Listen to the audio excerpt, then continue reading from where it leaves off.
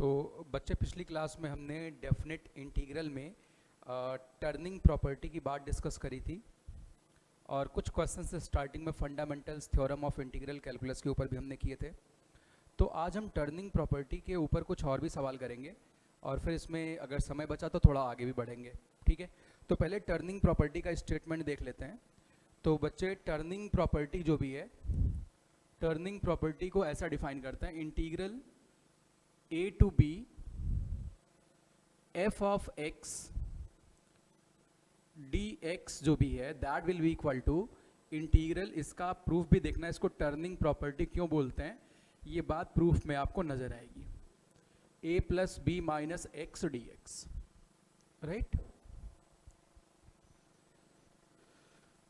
तो बच्चे ये आपकी टर्निंग प्रॉपर्टी हुई। अब इस पे कुछ प्रॉब्लम्स और करते हैं। तो देखो भाई, सवाल कुछ इस तरीके का है।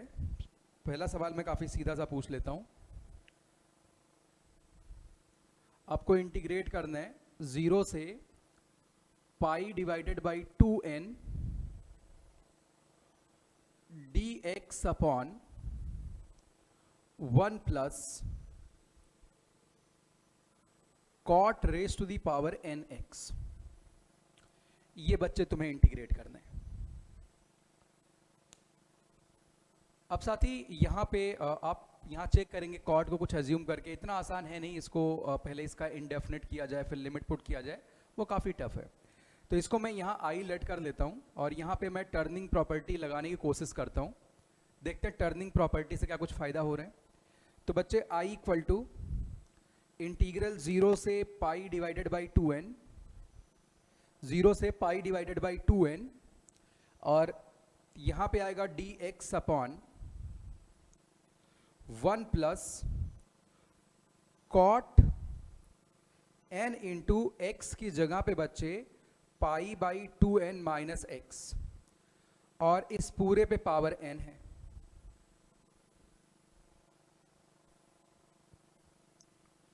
अब साथी अगर इसको मैं सिंप्लीफाई करूं तो ये i इक्वल्स बनेगा, ये देखो n मल्टीप्लाई होगा तो ऐसा बनने वाला है 0 से pi divided by 2n dx upon 1 plus cot pi by 2 minus N X, और बच्चे इस पे पावर n।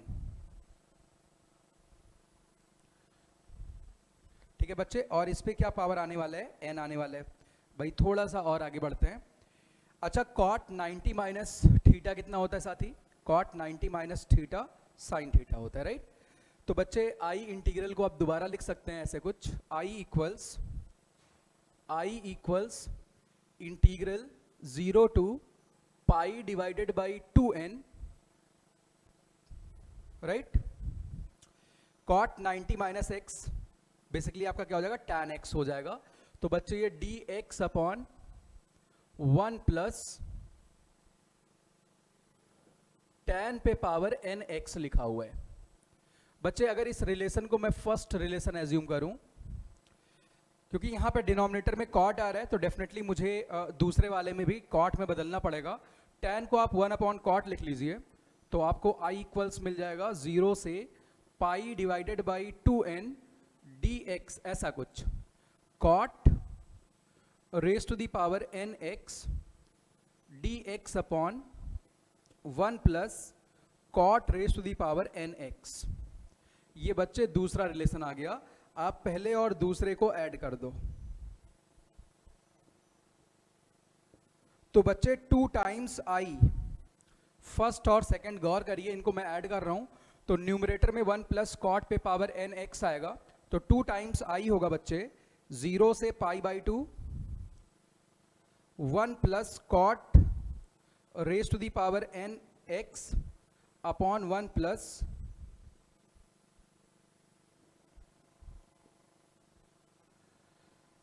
यहां पे पाई बाई 2n है। तो बच्चे बहुत ही प्यारा सवाल था ये। आप देख सकते हैं 1 dx आपको इंटीग्रेट करना है तो 2i तुम्हें मिल जाएगा पाई बाई 2n लिमिट वगैरह पुट करने के बाद, यानी i की वैल्यू कितनी आएगी बच्चे, पाई डिवाइडेड बाई 4n आ जाएगी। पाई डिवाइडेड बाई कितनी आ जाएगी, 4n आ जाएगी बच्चे। तो अब नेक्स्ट प्रॉब्लम की तरफ चलते हैं।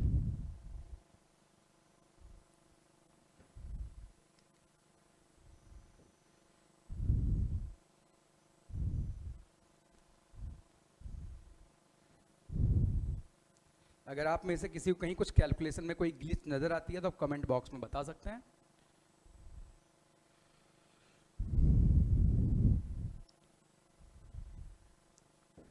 अब बच्चे नेक्स्ट प्रॉब्लम पे चलते हैं। नेक्स्ट प्रॉब्लम इज, तो थोड़ा इंटरेस्टिंग सवाल करने की कोशिश करते हैं। सपोज एफ एक्स एक बच्चे फंक्शन है e raise to the power x upon 1 plus e raise to the power x. ये एफ एक्स दिया हुआ है और बच्चे I1 एक इंटीग्रल है, वो दिया गया है integral f of minus a से f of plus a, f of minus a से f of plus A, x ji of x minus x square D x. और बच्चे एक I2 इंटीग्रल है, वो भी दिया हुआ है तुम्हें, limit F of minus A to F of plus A ji of x minus x square D x. तो बच्चे इन सब बातों के बाद तुमसे क्या पूछ रखा है, you have to simply compute I1 divided by I2। आपको बच्चे I1 और I2 का रेशियो बतलाना है, राइट? तो ये टर्निंग प्रॉपर्टी का एक इनडायरेक्ट प्रॉब्लम है, जल्दी से क्लिक नहीं करने वाला है। आपके मन में आएगा इसमें एफ ऑफ माइनस इतनी बड़ी लिमिट पुट करके इंटीग्रेट करना तो बहुत मुश्किल है। वैसे भी I1 और I2 में हमें यहाँ संबंध निकालना है, ठीक है बच्चे? I1 और I2 हमें क्या करना है, संबंध निकालना है, तो रेशियो निकालना थोड़ा आसान होगा। अच्छा एक काम करते हैं, अगर यहाँ पे मैं एफ ए और एफ माइनस ए में कोई रिलेशन देखूं तो बच्चे एफ ए और एफ माइनस ए में एक बहुत इंटरेस्टिंग बात चल रही है। आप एफ ए लिखिए और एफ माइनस ए लिखिए बच्चे, दोनों का एडिशन 1 के बराबर है। बच्चे एफ ए और एफ माइनस ए दोनों का एडिशन किसके बराबर है, 1 के बराबर है। आप पुट करके देख सकते हैं, आप वेरीफाई कर लीजिए खुद से। एफ ऑफ ए और एफ ऑफ माइनस ए का एडिशन कितना आ रहा है, 1 आ रहा है। और अगर मैं यहां पे I1 की बात करूं तो बच्चे I1 जो इंटीग्रल है, this is F of minus A to F of plus A x ji of, बच्चे एक्स कॉमन निकाला, 1 माइनस एक्स बचा रह गया। और साथ ही साथ के साथ I2 इंटीग्रल की मैं बात करता हूं तो I2 integral f of minus a से f of plus A ji of x 1 minus x D x लिखा हुआ है। अब बच्चे ये जो x है ये थोड़ी सी दिक्कत कर रहे हैं। अगर ये x ना होता तो इनको रिलेट करते फिर तो बराबर ही हो जाते। तो इस x को हम रिप्लेस कर सकते हैं। आप गौर करिए, टर्निंग प्रॉपर्टी क्या थी, एफ ऑफ ए से बी डी एक्स जो भी था इंटीग्रल, वो क्या था, इंटीग्रल ए से b f of b plus a minus x D x. तो यहाँ पे अगर मैं upper limit plus lower limit means a plus B minus x, x को रिप्लेस कर रहे हैं, a plus B minus x, lower limit plus upper limit minus x. तो इनका एडिशन तो 1 है, तो यानी x सिंपली बच्चे किससे रिप्लेस कर देना है, देखो किससे रिप्लेस करना है, अपर limit plus lower limit minus x, right? और ये वैल्यू 1 है तो बच्चे आप 1 माइनस एक्स से रिप्लेस कर दो। तो साथ ही यहां पे जो I1 इंटीग्रल है that will be simply f of minus A to F of plus a, और लाल यहां पे 1 माइनस एक्स आ जाएगा। अच्छा यहां भी आप 1 माइनस एक्स से रिप्लेसमेंट करिए तो बच्चे 1 माइनस एक्स आ जाएगा, और यहाँ पे 1 माइनस एक्स जैसे आप रखेंगे तो यहाँ पे x आ जाएगा और dx आ गया लाल। क्या आ गया? dx आ गया। 1 मिनट बच्चे। तो ये तो मैंने I1 निकाल लिया, और बच्चे I2 आपको पता है। अब आप शायद I1 और I2 को रिलेट कर पाए। चलिए तो जरा 1 माइनस एक्स इस ब्रैकेट को खोल के G1 minus x x multiply करते हैं तो देखते हैं I1 क्या आता है। तो बच्चे I1 आ रहा है यहां से, I1 equals integral f of minus A to f of plus a, वो सब बच्चे आप मल्टीप्लाई कर दो तो g x1 minus x dx, और माइनस बच्चे x g of 1 minus x x dx आ जाएगा।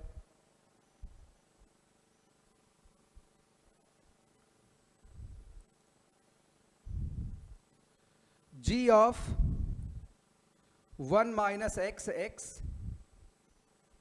dx, right. अच्छा बच्चे ये कौन सा इंटीग्रल है? ये कौन सा इंटीग्रल लाल? ये तो I2 है, और ये कौन सा है? I1। You can see this is I1, right. यानी अब बच्चे आपको ये वाली बात मिल गई कि I1 की जो वैल्यू है, 1 मिनट। अब देखो लाल, आप मंजिल पे पहुंचने वाले हो, यानी I1 इक्वल्स, ये बच्चे I2 की वैल्यू है, I2 माइनस I1 आ गया, यानी 2 टाइम्स I1 बच्चे I2 के बराबर आ गया। तो I1 अपॉन I2 कितना होएगा साथी?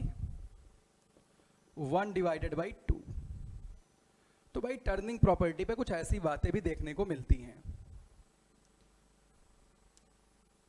1 डिवाइडेड बाई कितना आ जाएगा बच्चे? 2 आ जाएगा, राइट। चलिए भाई नेक्स्ट प्रॉब्लम की तरफ चलते हैं। तो आप देख सकते हैं बहुत ही सिंपल सवाल था। एक छोटी सी बात अगर हमें क्लिक कर जाती तो इस सवाल में कुछ ज़्यादा रखा नहीं था लाल, आप उसको बहुत ही प्यार से कर सकते थे।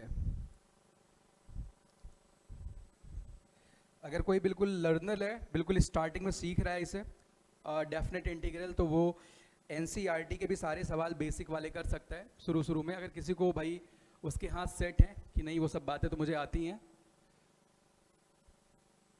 तो आपको फिर ऐसे क्वेश्चंस में कोई दिक्कत नहीं होने वाली है, ठीक है। चलिए नेक्स्ट प्रॉब्लम पे चलते हैं। टर्निंग प्रॉपर्टी की थोड़ी सी और बातें देखते हैं भाई।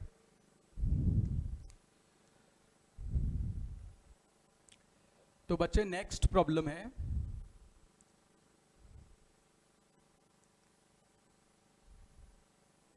चलो यहां पे सवाल कुछ ऐसा है, if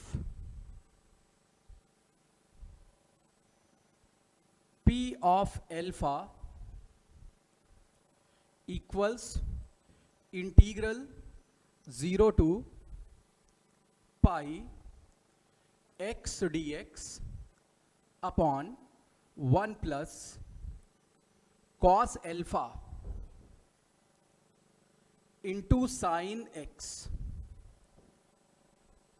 then simply you have to calculate limit P of alpha as alpha goes to 0.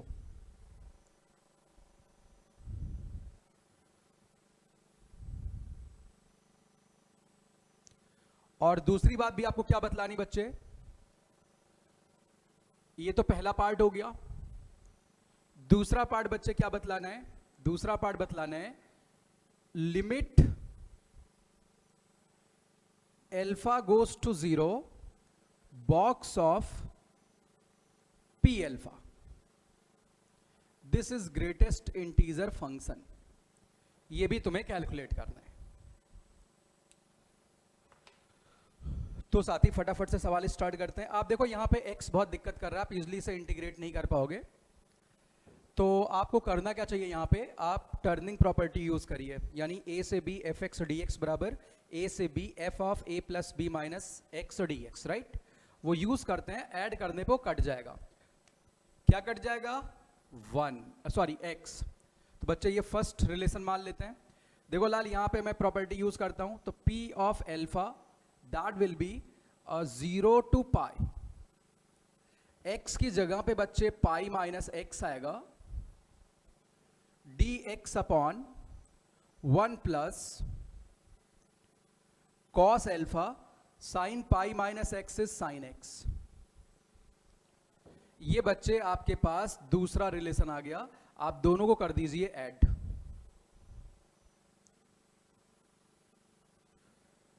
From first plus second, तो बच्चे 2 टाइम्स पी एल्फा जो भी है that will be integral 0 to pi, ये बच्चे x वाले टर्म तोड़ जाएंगे, यहां पे आएगा पाई dx upon 1 plus cos alpha into sine x. बच्चे यहां पे एल्फा तो कांस्टेंट है, राइट? तो ये कैसा फॉर्मेट है? dx upon a plus B sine X का फॉर्मेट है, तो आप साइन को टैन में बदल लो, आपका काम बन जाएगा यहां। तो देखो बच्चे, इसको फर्दर आगे बढ़ाने के लिए मैं यहां पे थोड़ा सा काम कर लेता हूं, यानी 2 टाइम्स पी एल्फा मेरे बच्चे, पाई मैं कॉमन निकाल लेता हूं, ये लिखा हुआ है 0 से पाई। अच्छा, साइन को आप टैन बदल लो, तो 1 plus tan square x by 2 D x upon 1 plus tan square x by 2 plus 2 cos alpha tan x by 2। मतलब साइन को मैंने टैन में बदल दिया। ठीक है बच्चे, साइन को मैंने किस में बदल दिया? टैन में बदल दिया। अच्छा, इस सवाल में एक और बात आप नोट कर लीजिए, जो भी एल्फा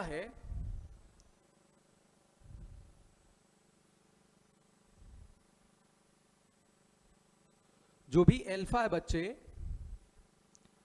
वो 0 से पाई के बीच का है। तो बोलो फिर सर, ये लिमिट एल्फा गोज टू 0 का मतलब सिंपली मैं राइट हैंड लिमिट कैलकुलेट करूंगा, राइट? चलिए, तो बच्चे अब ये सॉल्व करना बहुत आसान लग रहा होगा आपको। आप tan x बाई 2 को t मान लीजिए, let tan x by 2 equal to t, यानी बच्चे secant square x by 2 dx कितना हो जाएगा? 2 dt हो जाएगा,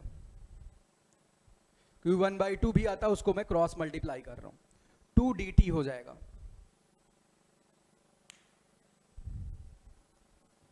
ठीक है, ये 2 dt के बराबर हो जाएगा, यानी यहां पे simply 1 plus tan square x by 2 dx को मैं 2 dt से रिप्लेस करूंगा, नीचे क्या आएगा? t square plus 2t cos alpha plus 1 आएगा, राइट? चलिए भाई, ये वाली बात कर लेते हैं।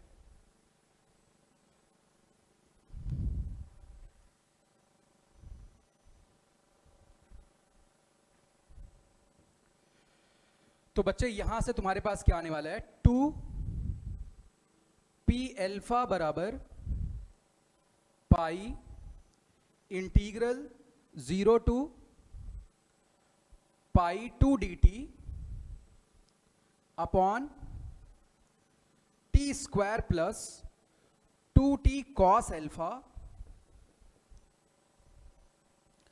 अच्छा, यहां पे आप कॉस स्क्वायर अल्फा ऐड और सबट्रैक्ट करके कुछ नीचे परफेक्ट स्क्वायर बना सकते हैं। देखो भाई, 2 वगैरह यहां से कट जाएगा, ये 2 और 2 उड़ जाएगा। ठीक है, तो बच्चे पी एल्फा कितना आएगा? पाई इंटीग्रल, अच्छा मैंने लिमिट यार चेंज नहीं करी, ये तो पाप कर दिया भाई। जब आपने tan x बाई 2 को t माना था, तो जब x 0 होता तो t 0 आता, और जब x पाई होता तो t इन्फिनिटी आता, यानी ये भाई लिमिट चलेगी। ठीक है, ये तो पाप होने वाला था यहाँ पे, यानी बच्चे dt अपॉन, इसको आप लिख सकते हैं t प्लस कॉस एल्फा का whole square plus 1 minus cos square alpha. अच्छा, 1 माइनस कॉस स्क्वायर एल्फा कहे तो साइन स्क्वायर एल्फा, यानी बच्चे पी एल्फा आपका आ रहा है pi integral 0 to infinity dt upon t plus cos alpha का स्क्वायर। अच्छा, 1 माइनस कॉस स्क्वायर एल्फा कहे तो साइन स्क्वायर एल्फा।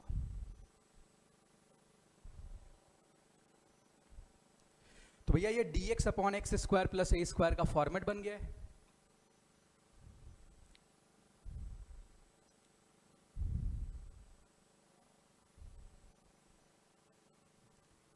भाई, कोई दिक्कत तो नहीं है? चलिए बच्चे, तो dx upon x square plus ए स्क्वायर क्या होता है? 1/a tan inverse x by, या वैल्यू वगैरह पुट कर दो भाई फटाफट।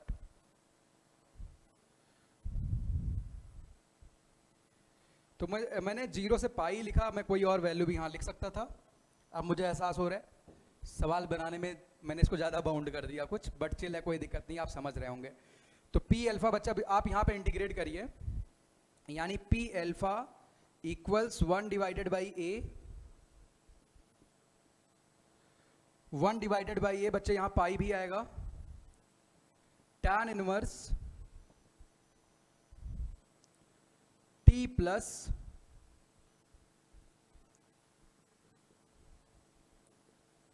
cos alpha upon sine alpha, limit is from 0 to infinity. तो बच्चे जब आप अपर लिमिट पुट करोगे tan इनवर्स इन्फिनिटी कितना होता? π/2। अच्छा नहीं भाई, अल्फा का रोल यहां पे आएगा, ITF की वजह से आएगा, साइन अल्फा। अब बच्चे यहां पे क्या होगा? tan इनवर्स इन्फिनिटी आ जाएगा, माइनस tan इनवर्स 0 जब आप पुट करेंगे तो cot अल्फा आएगा, क्योंकि अल्फा को मैंने 0 से पाई में लिया है।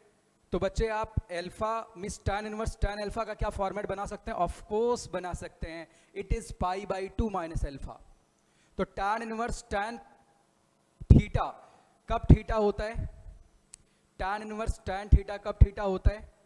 जब थीटा माइनस π/2 से प्लस π/2 के बीच में हो। तो यहां पे अल्फा 0 से पाई में दिया गया है, तो यानी tan इनवर्स tan के अंदर वाली जो क्वांटिटी आ रही बच्चे, वो माइनस π/2 से प्लस π/2 की कंडीशन को सेटिस्फाई कर रही है। एक बार मैं लिख देता हूं यहां,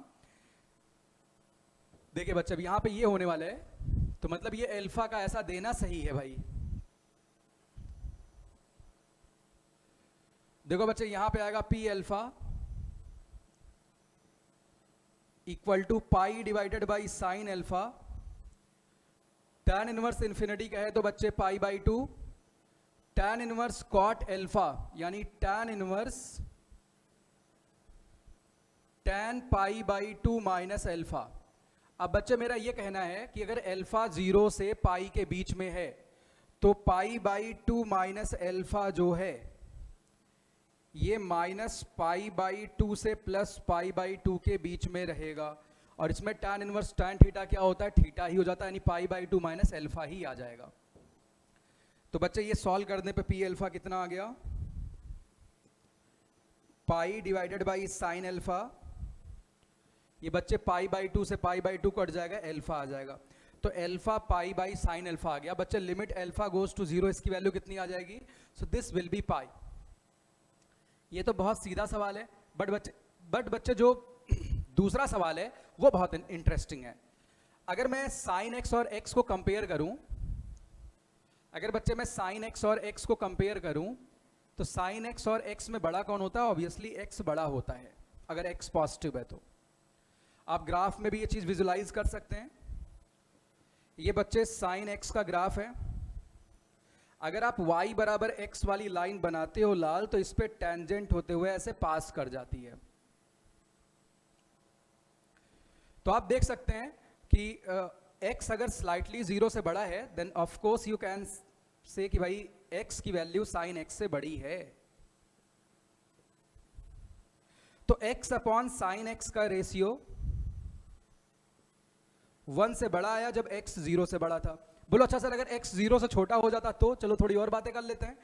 तब भी यही रेशियो आने वाला था। तो बच्चे x और साइन x में कौन बड़ा होता? साइन x, अगर x निगेटिव था।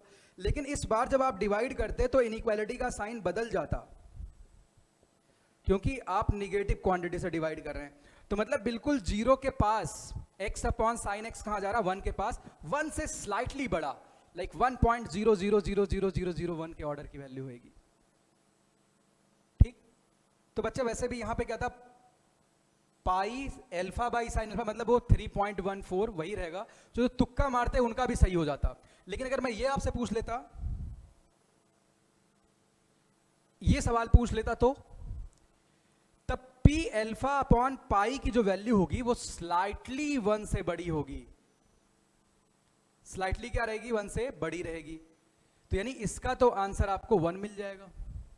अच्छा अगर मैं ऐसा पूछ लेता पाई अपॉन पी अल्फा,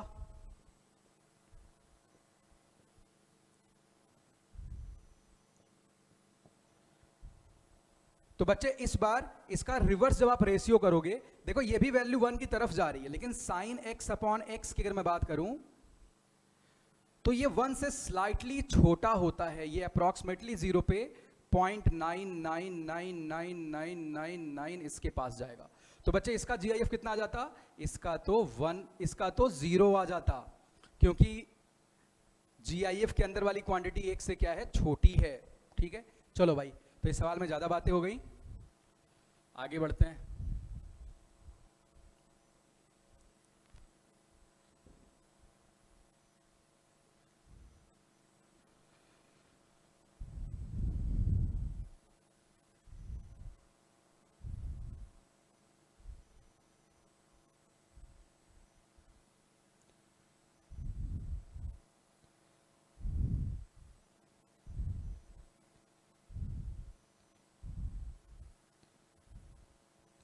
एक सवाल ऐसा और कर लेते हैं फटाफट से। तो next problem, 1 minute.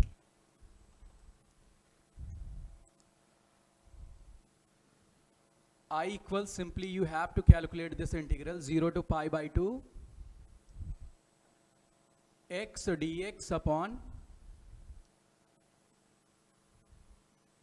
a sin square x plus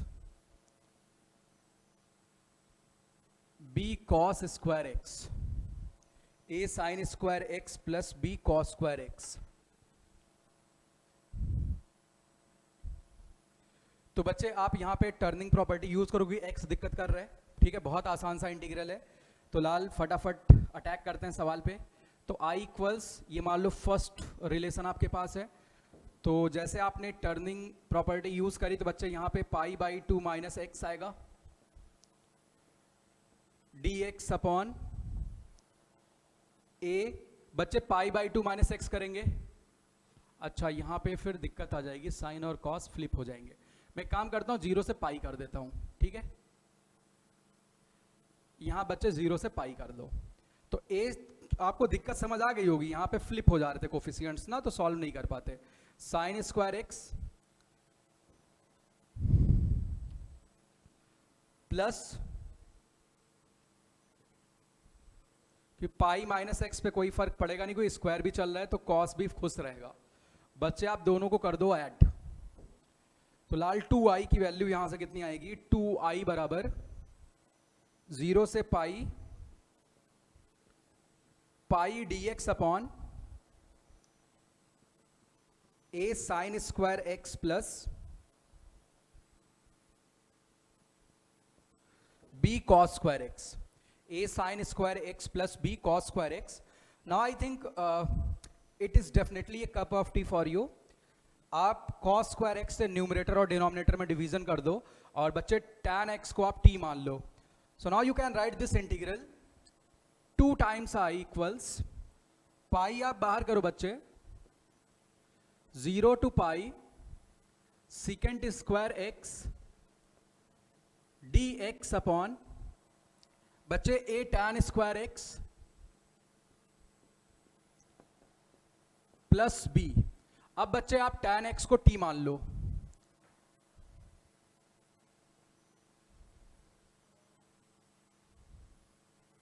अब आप tan x को क्या करो लाल, t एज्यूम कर लो। अच्छा आपको यहां पे आप देख सकते हैं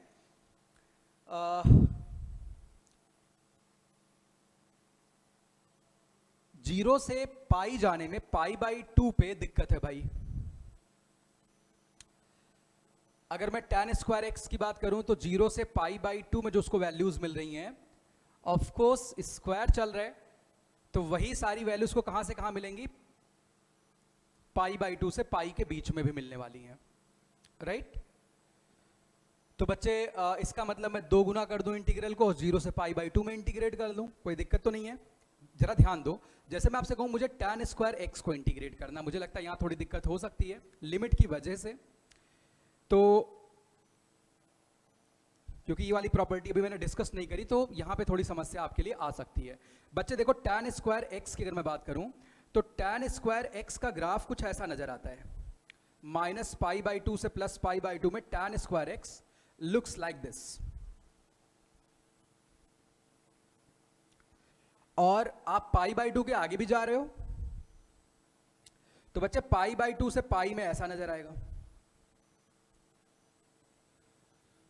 अच्छा, ऐसी बात सेकेंड स्क्वायर एक्स के साथ भी लागू होगी बच्चे, ठीक है लाल, 1 मिनट। चलिए भाई, तो ये हमने tan स्क्वायर एक्स का ग्राफ बनाया।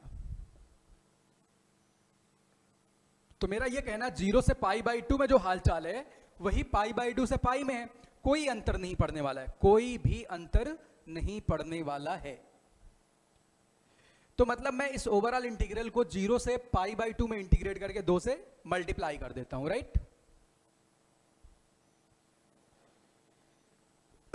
कोई दिक्कत तो नहीं भाई। अगर आप सेकेंड स्क्वायर की बात करते बच्चे, उसको मैं प्लॉट कर देता हूं। सेकेंड स्क्वायर यहां से, उसके लिए भी एसिम्प्टोटिक पॉइंट कहां पे आता, π/2 पे आता, ठीक है। तो सेकेंड स्क्वायर भी ऐसा बनता, लेकिन वो 1 से स्टार्ट होता। तो जो भी रहे, रेशियो पे कोई फर्क नहीं पड़ेगा। चलिए भाई, तो बच्चे 2 टाइम्स आई को आप लिख सकते हैं 0 से π/2 में, आप ब्रेक कर लीजिए 2π। वैसे इसको सोचने का एक और तरीका था, अगर ये क्लिक ना करे तो, अभी उस पर भी आ जाता हूं। मान लो ये क्लिक नहीं किया आपको, तो आप कुछ और भी सोच सकते हैं बच्चे। यहां पे second square x upon a tan square x. सवाल है सर, अगर ये क्लिक ना किया, ग्राफ रफ वाली बात, वैसे आपको क्लिक करनी चाहिए, तो आप फिर क्या कर सकते हो। तो देखो बच्चे, मैं आपकी और मदद कर देता हूं। ऐसे केस में आपके पास एक और ऑप्शन है, आपके पास बच्चे एक और ऑप्शन है यहां से निकलने का।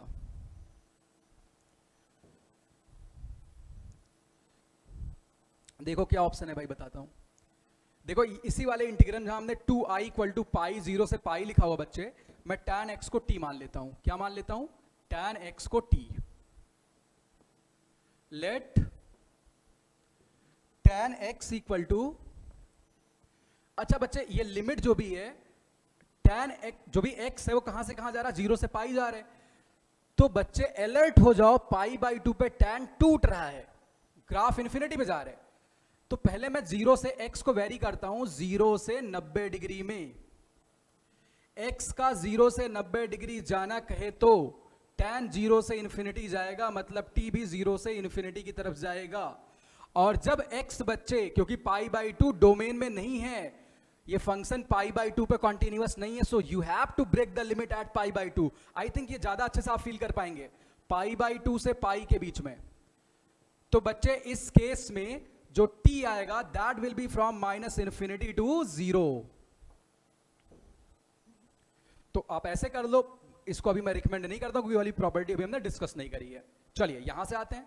तो बच्चे 2 टाइम्स i क्या हो जाएगा, पाई। हमने tan x को t माना, तो सेकेंड स्क्वायर एक्स dx कितना होगा, यहीं पे लिख लेते हैं। इसका मतलब सेकेंड स्क्वायर एक्स dx कितना होगा, dt होगा। तो बच्चे पाई 0 से infinity dt upon at square plus b। और बच्चे दूसरे में क्या आएगा, -∞ से 0 की तरफ t जा रहे, तो प्लस पाई -∞ से 0 dt upon at square plus b। अच्छा, t को मैं -t से रिप्लेस कर देता हूं, ये तो इंटीग्रेट हो जाएगा ना। अब मुझे इन दोनों से निपटना है। वैसे अभी मैंने इवन फंक्शन की प्रॉपर्टी भी नहीं करवाई, बट आप यहां पे इमेजिन करो, अगर कोई भी ग्राफ y एक्सिस के अबाउट सिमेट्रिकल हो, किसके अबाउट, y एक्सिस के अबाउट सिमेट्रिकल हो, तो आप y एक्सिस के आगे मान लो 0 से इन्फिनिटी जा रहे हो और पीछे आप -∞ से 0 आ रहे हो, ग्राफ सिमेट्रिकल है। क्योंकि आप देख सकते हैं f of -t f of t आपस में बराबर हो रहे हैं, यानी ये इवन फंक्शन की बात है। तो बच्चे आप 0 से इन्फिनिटी में जो इंटीग्रेट करो उसी का 2 गुना कर लो, -∞ से 0 में जो आएगा वही 0 से इन्फिनिटी में आएगा, 2 गुना कर लो बच्चे, ठीक है। तो 2 टाइम्स आई मेरे लाल क्या आ जाएगा 2 पाई। अच्छा आप यहां से ए कॉमन निकाल लो भाई ताकि फॉर्मेट बन जाए। तो 0 से इन्फिनिटी डी टी अपॉन बच्चे क्या आ जाएगा t square plus under root b upon a का square, under root b upon a का स्क्वायर आ जाएगा बच्चे। अब साथी क्या करना चाहिए, dx upon x square plus ए स्क्वायर आ गया है, dx upon x square plus ए स्क्वायर का integral 1/a tan inverse x by a होगा ना। चलिए बच्चे तो 2i, देखो 2 को मैं कैंसिल कर देता हूं बच्चे, यहां पे पाई बाई ए आ गया, यहां पे पाई बाई ए आ गया और यहां पे 1/a आएगा। 1 डिवाइडेड बाई ए कहे तो square root of b divided by a tangent inverse t upon root b by a, ऐसा कुछ। अच्छा लिमिट क्या चल रहा है 0 से इन्फिनिटी, यहां लिख देता हूं स्पेस नहीं बचा है भाई। चलिए बच्चे तो यहां पे जब आप अपर लिमिट पुट करोगे तो tan inverse infinity is pi by 2 of course, तो बच्चे यहां से क्या आएगा pi square upon 2 under root a b आ जाएगा। ठीक है बच्चे, तो भाई इस तरीके से आप इस सवाल को कर सकते थे। ठीक है लाल, तो आपका मन करा ग्राफ से सोचिए या फिर आप ऐसे टी वगैरह मान के कर लीजिए, दोनों तरीके आप अपना सकते हैं।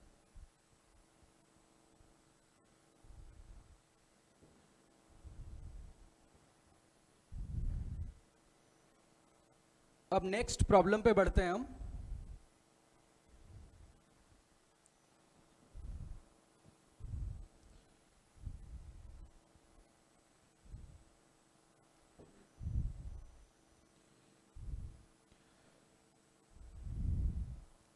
आप साथ ही कुछ प्रॉपर्टीज और नोट कर लेते हैं साथ के साथ।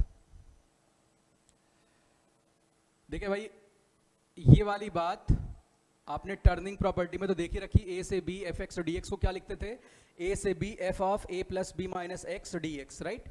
अब बच्चे आगे चलते हैं, integral a to b f x D x, a to b f x D x को बच्चे आप ऐसे भी लिख सकते हैं b माइनस ए इंटीग्रल 0 से 1 f of a plus b minus a x D x.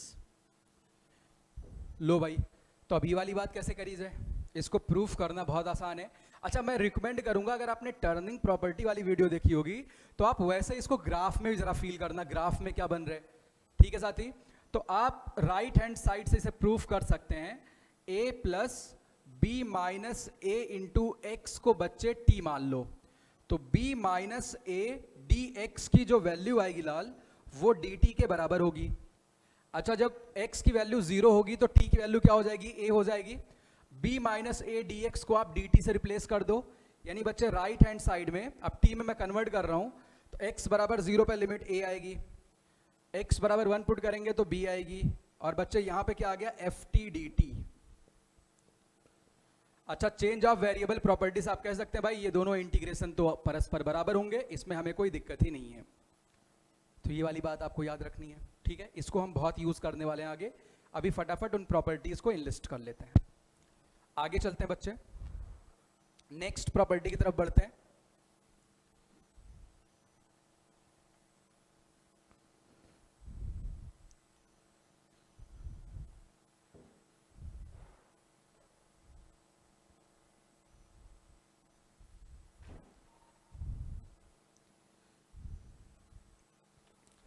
अगली बात पे आते हैं। देखो भाई अगर ऐसा कुछ लिखा हुआ नजर आता है, integral minus A two plus a f x D x, integral minus A two plus a f x D x, तो पहले नोट कर लो फिर मैं इसे समझा देता हूं। बच्चे ये वाला इंटीग्रल जो भी है ये होगा 2 times integral 0 to A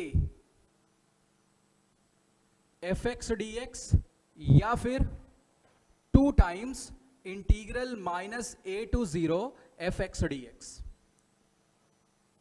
constraint यहां पे तुम्हारे लिए फिक्स है कि भाई जो एफ एक्स फंक्शन है मेक श्योर ये कैसा फंक्शन होना चाहिए, इवन फंक्शन। यानी एफ एक्स अगर इवन है तो आप ऐसा लिख सकते हैं, if f x is even,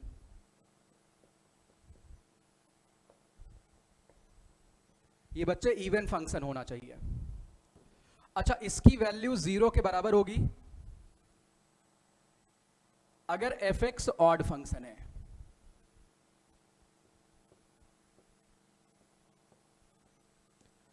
अगर एफ एक्स ऑड फंक्शन है, ठीक है साथी।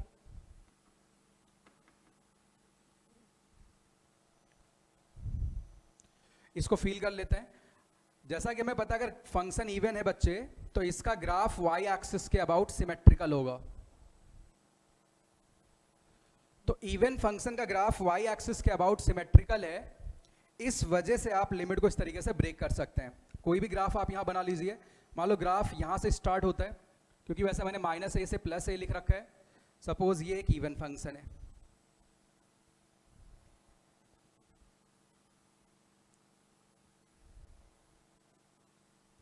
तो बच्चे यहां पे ये कहना है जो एरिया तुम्हारे पास -a से 0 के बीच में आएगा वही एरिया आपके पास 0 से a के बीच में भी आने वाला है।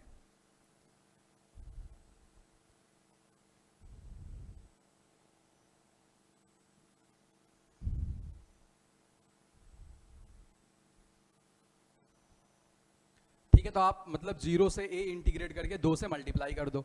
बट अगर यहाँ पे फंक्शन ऑड हो जाए, आप और भी कोई पॉसिबिलिटी ट्रेस कर सकते हो। अगर आपको दिक्कत है, कोई भी और आप ग्राफ इवन फंक्शन का बना सकते हो। अब बच्चे मैं एक ऑड फंक्शन लेता हूँ, तो ऑड फंक्शन जो भी है अपोजिट क्वाड्रेंट्स में सिमेट्रिकल होंगे बच्चे। -a से +a में कोई भी ऑड फंक्शन में बना लेता हूँ। सपोज ऐसा कुछ ग्राफ है,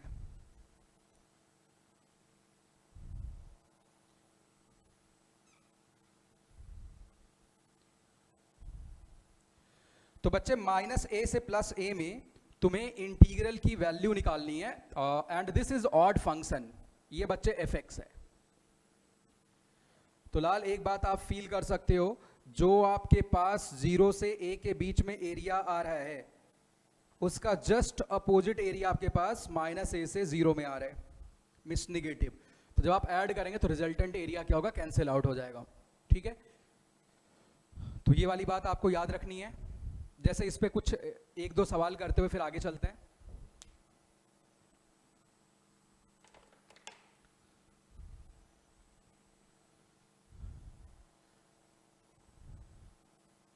एक क्वेश्चन चलो भाई इवन और ऑड के ऊपर करके जरा देखते हैं 1-2 सवाल।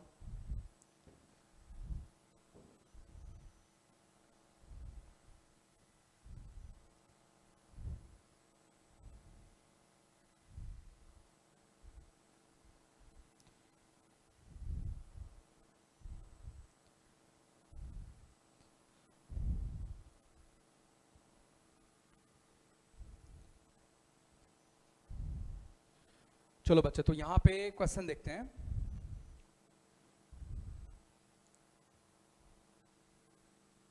आपको इंटीग्रेट करना है integral -2021 to +2021 sine of x raise to the power 2021 into x raise to the power 4 upon 1 plus x raise to the power 2022 dx. So now you can see from -2021 to +2021 this is odd function. ये बच्चे कैसा function है, और लाल ये कैसा function है। तो odd into even कहे तो ऑड फंक्शन। तो बच्चे ये ऑड फंक्शन आ गया है, -2021 से +2021 में इसका इंटीग्रल क्या होगा, प्रॉपर्टी से 0। इसका इंटीग्रल कितना आएगा, प्रॉपर्टी से 0 के बराबर आएगा। चलिए भाई, इस सवाल में करने के लिए इतना ही था। नेक्स्ट प्रॉब्लम देखते हैं। नेक्स्ट देखते हैं बच्चे, सपोज मुझे ये वाला इंटीग्रल सॉल्व करना है। इंटीग्रल -4 to +4,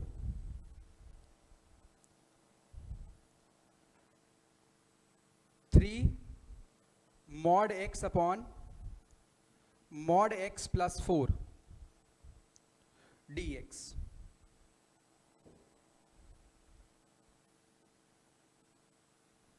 तो बच्चे ये कैसा फंक्शन है? इवन फंक्शन है, यानी इसको इंटीग्रेट करने की बजाय आप ये इंटीग्रेट कर लो, आप मॉडुलस हटा सकते हो यहाँ पे, पॉजिटिव x के लिए इंटीग्रेट करके 2 से मल्टीप्लाई कर दो। 2 टाइम्स 0 से 4, 3x अपॉन x प्लस 4। बच्चे एक काम करो, थोड़ा सा रीअरेंजमेंट करो, उसमें +12 और -12 कर दो। +12 करने से 3 कॉमन आ जाएगा, तो x प्लस 4 कट जाएंगे, राइट? तो चलिए भाई इसको फटाफट रीअरेंज कर लेते हैं। 0 to 4, 3x plus 12 -12 dx upon x plus, तो बच्चे 3 कॉमन निकालोगे, x प्लस 4 से x प्लस 4 कैंसिल आउट हो जाएगा। x प्लस 4 से बच्चे x प्लस 4 क्या होगा? कैंसिल आउट हो जाएगा। आप 3 कॉमन निकाल लो, आप बच्चे 3 कॉमन निकाल लो, x प्लस 4 और x प्लस 4 कैंसिल आउट हो जाएंगे। तो यहां पे आएगा 2 times integral 0 to 4 simply 3 dx आ जाएगा, और माइनस यहां पे बच्चे आएगा 24 integral 0 to 4 dx upon x plus 4। तो बच्चे यहां पे कितना आ जाएगा? 12 इंटू 2 यानी 24 minus 24 ln x plus 4। Limit is from 0 to 4। ये बच्चे आप लिमिट पुट कर दो फटाफट।